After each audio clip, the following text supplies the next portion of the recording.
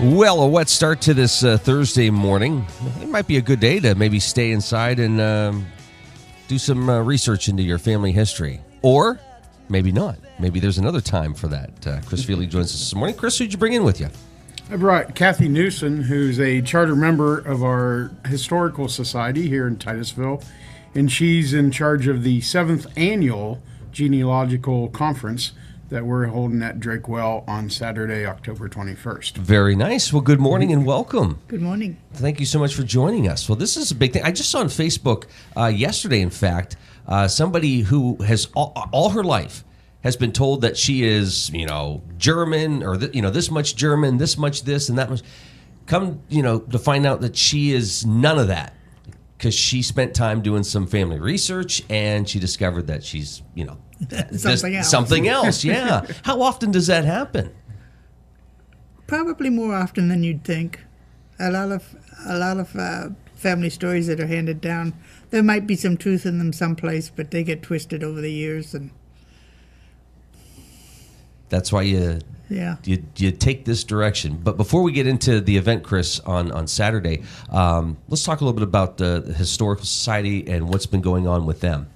Well, over the spring, we kind of come up with a concept of having a heritage center, and so we opened that up at the former Perk Place Cafe building, and early August, and obviously by Oil Festival we had quite a few, and our numbers are great. Visitation obviously was high during Oil Festival with everybody home or everybody visiting. And since our we have the weekly dessert tent at Shidey Park for the concerts in the park over the summer, so we kind of use that as a promotional tool for the Heritage Center. Since over the summer and before, we've had people come up and say, "Hey, I have this, could you use that, type of thing." Right. So we also have worked.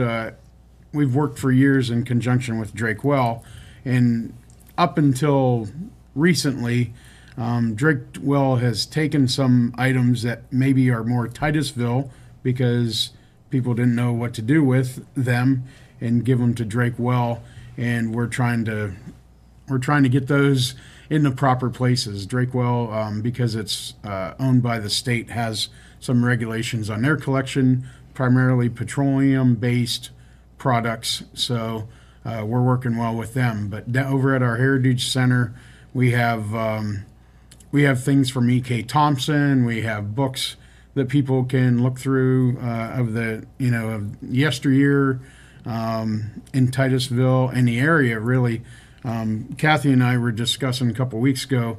Really, our society encompasses primarily the footprint of the Titusville Area School District, but also it encompasses Pit Hole area, and then all the way to to Trineville and Townville and Mystic Park area that's outside of the school district footprint. So we have all kinds of different things going on in the Heritage Center. Plus, so can people buy souvenirs from there? Yeah, that's what I was just going to say. Kathy, do you want to talk a little bit about the book collection that you...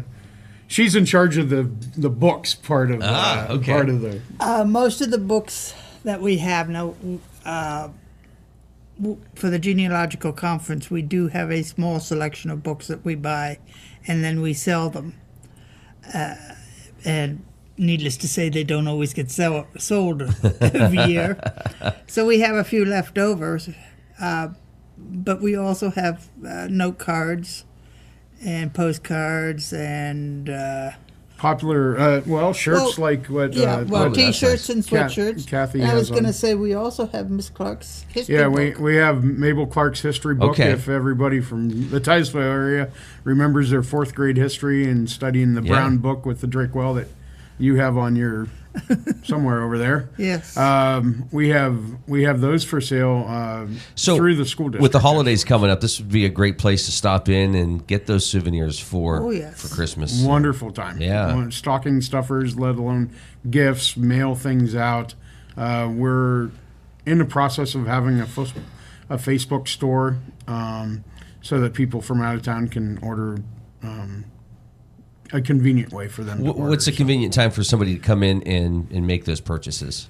Kathy, do you want to? Friday from 4 to 7, Saturday from 10 to 2, and Sunday from noon to 3. Very nice. All She right. did a good job. Yeah, a lot of opportunities there. Yeah, good job, Kathy. All right, so let's get to the conference that's coming up here in a couple weeks at Drakewell Museum.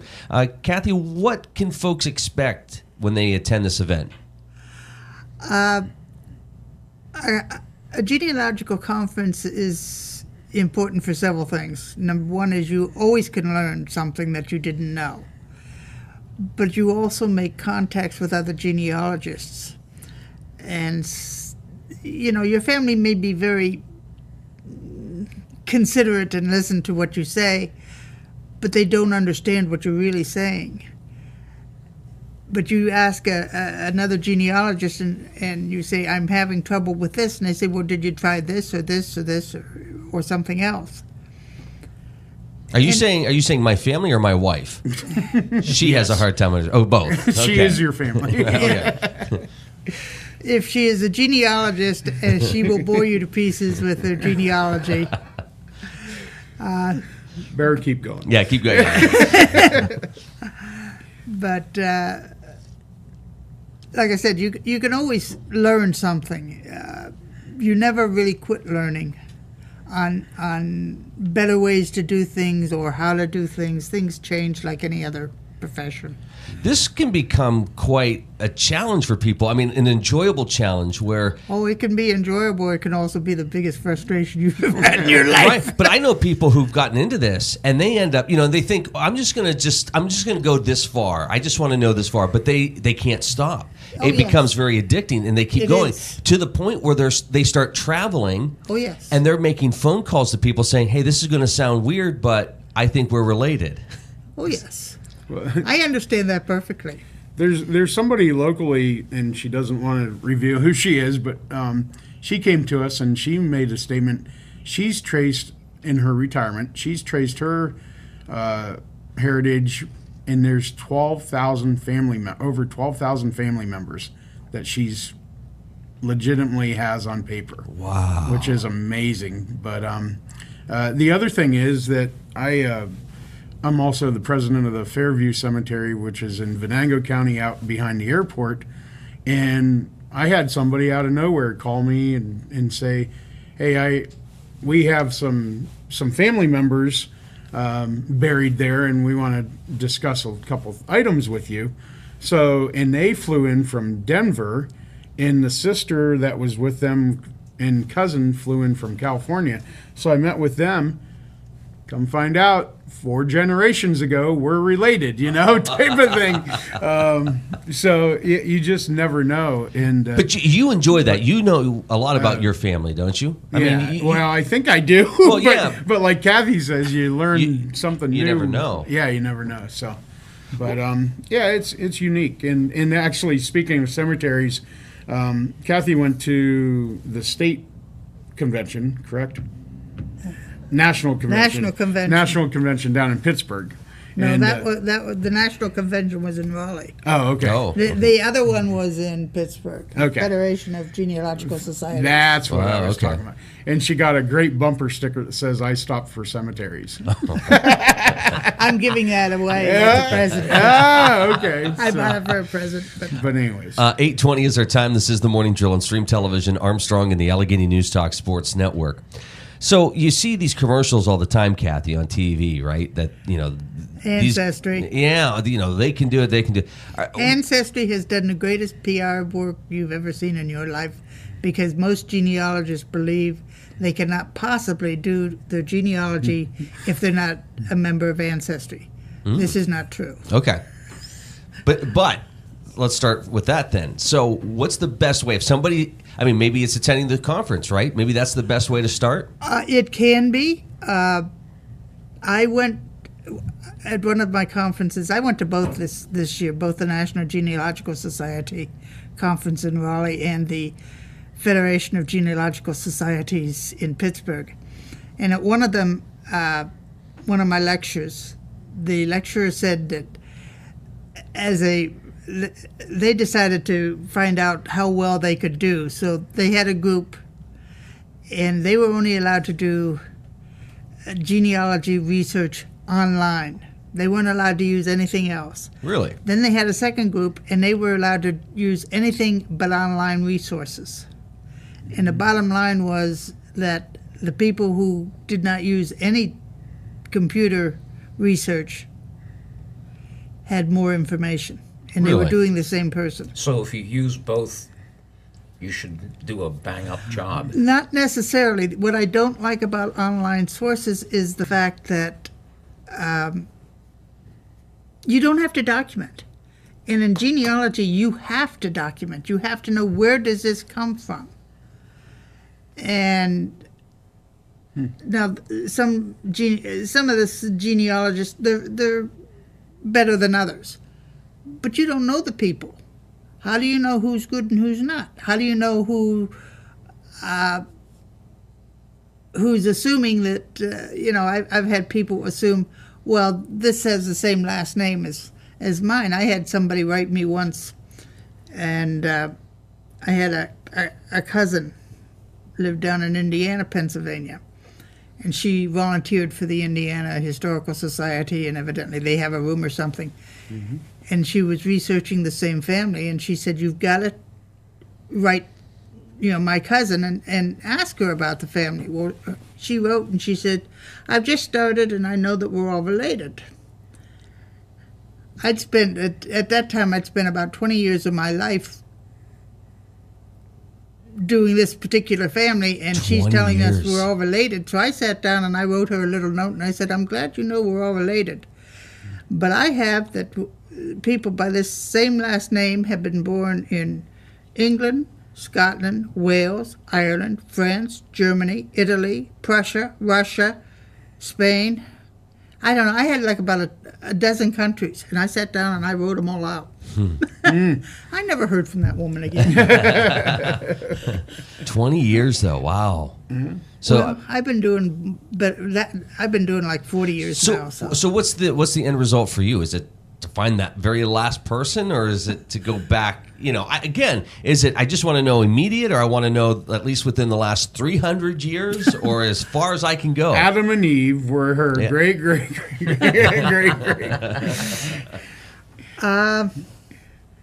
I guess just to find out as much as I can. What's the biggest surprise? Biggest surprise. You think about that. I have to think about that. Let me ask you this. How does one get started? What kind of tools are needed? And maybe you don't want to give up the trade secret. Maybe you want people to go to the conference to get that information. To begin, you start with yourself. You start with yourself and who you know. And you put it down in information, what you know. You can't figure out what you need to find out if you don't know what you know. That may sound confusing, but yes. And so you've got to put it down. What do I know? What can I prove? And forget the stories that you've heard. You may suspect that that's true, but that might not be. It's what you can prove, definitely. What can you document? Do you have you ever worked with someone who have said, "Oh wow, hey, Kathy, look, I think I'm related to this movie star or a president or this person in history"? Oh yeah. And the only thing is, she can prove it. So Oh, Yes, yeah. I don't say too much. She's pretty good. My niece, as I say, my one niece, I raised her right. So. oh, good. So she's related to somebody famous? She's supposed to be related, I think, to a couple presidents. Really? Which means you're kind of related, right? No, she's doing her other side of her family. Oh, I'm supposed to be related to a president, too. Yeah, President Tyler. for you? Mm-hmm.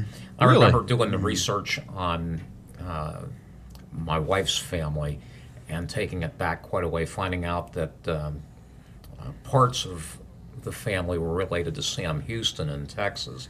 And for me, doing genealogy was, on my own side of the family, was fun because it basically confirmed all the family stories, so I knew I wasn't getting fed a line, and the more information I found, the more surprising and the more interesting it became. I spent a lot of time in the Butler County Courthouse. Sure.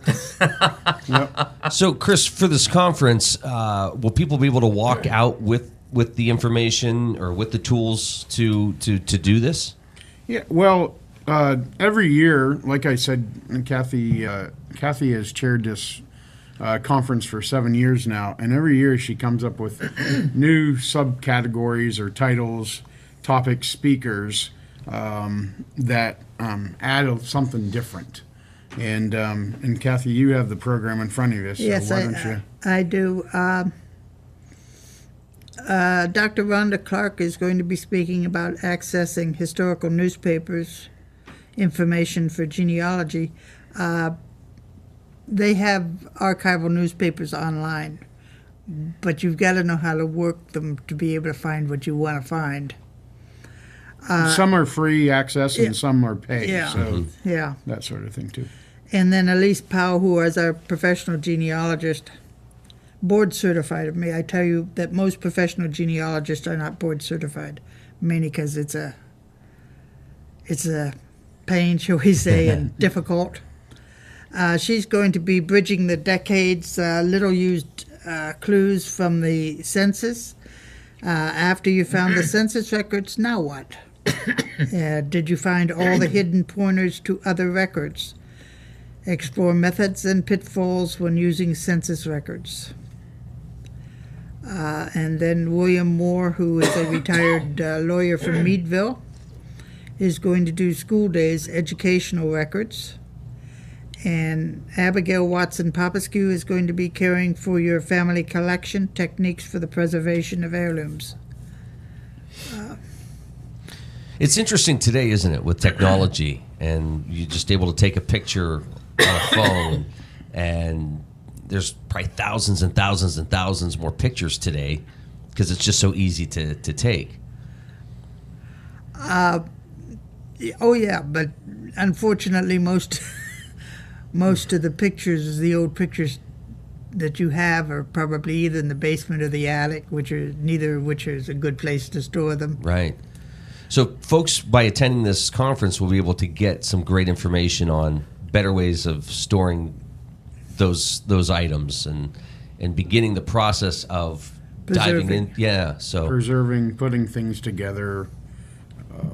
You said about taking pictures with your phone, and most of those pictures stay in your phone unless you email them or post them. You don't print them out like you used to, type of thing. So, and then when you print them out, I know we have a shoebox full of pictures from when I was young that they never get used. I mean, but will that make it it's difficult in 100 years when somebody's looking to do this, that they can't go to that shoebox and pull out pictures, that they have to somehow digitally track where these are stored? I would think so, because I think that most of these photographs they're taking today, they're not really keeping them.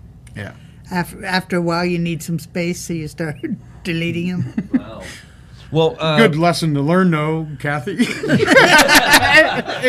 life. Yeah, that's right. But no, what I was going to mention about those photos is when I was doing my research for the wall down at the high school, John Heisman's high school senior picture was taken by John Mather in his studio.